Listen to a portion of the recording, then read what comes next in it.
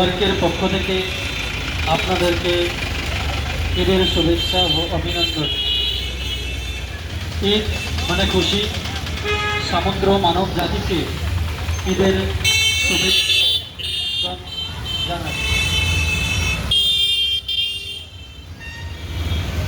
মোরা এক বৃন্তে দুটি কুসুম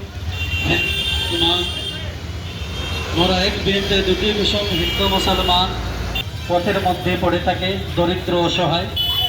প্রত্যেক মানব জাতির কর্তব্য বা দায়িত্ব আছে সেই মানব জাতির সহযোগিতা করা, সেই ব্যক্তির সহযোগিতা করা, সেই ভাইয়ের পাশে দাঁড়ানো।